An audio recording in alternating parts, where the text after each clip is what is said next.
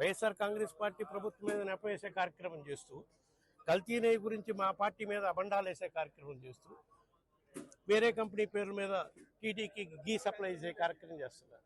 ఇప్పటి వరకు 550 రూపాయలు, 300 రూపాయలు, 400 రూపాయలు గీ సప్లై చేస్తుంటే, వైసీపీ హయాంలో 300 రూపాయల గీ ఏడొస్తుంది, 400 రూపాయల గీ ఏడొస్తుంది అని చెప్పి ఇప్పుడు హిందాపూర్ డైరీ పేరుతోటి టీటీడీలోకి, హిందాపూర్ డైరీ సాక్షాత్తు హెరిటేజ్ మ్యానుఫ్యాక్చరింగ్ యూనిట్ అని వాళ్ళ వెబ్సైట్లోనే ఉంది.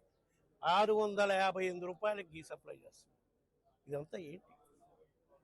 ఎందుకు ఈ విధంగా? దాని మీదే చర్చ చేపట్టాలని మండలిలో డిమాండ్ చేస్తే ప్రభుత్వం తోకముడుచుకొని పోయే కార్యక్రమం, డైవర్ట్ చేసే కార్యక్రమం చేస్తారు.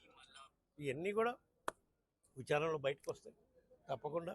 రాబోయే రోజుల్లో ఇక్కడ ఏ తప్పు చేసినా, మరీ ముఖ్యంగా టీటీడీకి సంబంధించి దేవుడు ప్రత్యక్ష దైవం కలుగు ప్రత్యక్ష వెంకటేశ్వర తప్పకుండా ఆ నేరానికి ఎవరైతే పాల్పడతారో వాళ్ళని శిక్షిస్తారు తప్పకుండా. ఇప్పుడు సిబిఐ ఆధారంలో ఎంక్వైరీ కూడా జరుగుతుంది కాబట్టి తప్పకుండా న్యాయం జరుగుతుందని నేను భావిస్తున్నాను.